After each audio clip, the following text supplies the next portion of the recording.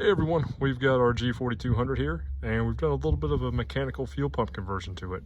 Now this still has the inline pump that is right off of the fuel tank on the back right side of the tractor. Those pumps are really weak. They only produce like 1.5 to 2 psi from the factory. And when I tested this one, and granted it is an old one with a fresh filter on it, it's only producing about 1 psi up to the fuel filter housing. They don't need a whole lot. However, the electronic system on this is not in the best shape. I'm not always sure if the pump is running full time, and in case I lose power or anything happens to the electrical pump, I really don't want to risk starving the injection pump on these. So pick this up off Amazon. It was like $28 or something, and it seems to work pretty well. So my old gauge here doesn't read perfectly. It reads about 1 psi pressure, even when there's no pressure on it. But if we turn on the fuel here, crank up the electrical pump, you hear it clicking, we get about 1.5 psi there. So keep in mind, it reads 1 psi when it's doing nothing. Now if we start the tractor up, this is the shut off. Try that again.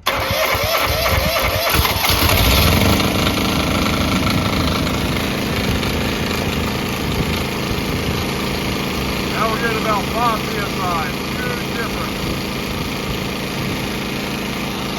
And once we get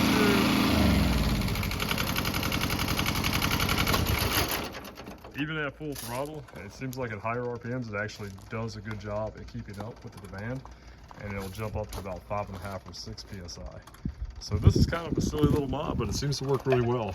I mean, once again, you know, we're getting maybe 1.5 psi, and this is with a well-charged battery right there. We've also got the jump box hooked to it. But yeah, so going from 1.5 to about 5 psi is pretty good. We're going to reroute all these lines so they're tucked in and they're clean, but I'm pretty happy with it. And just to give me the peace of mind to know that if the electrical pump ever fails while I'm mowing, I'm still going to have good, clean fuel go into that injection pump to keep it happy. Hey, I'll call that a win-win. And this pump is turned up just a little bit, and we are going to be adding some forced induction to this. So before we did, I want to make sure that everything else was in line. We're going to get rid of all this previous welding job that somebody did, and we've got plenty of room for our little RHP 31 up here, so we're finally making some progress. Stay tuned.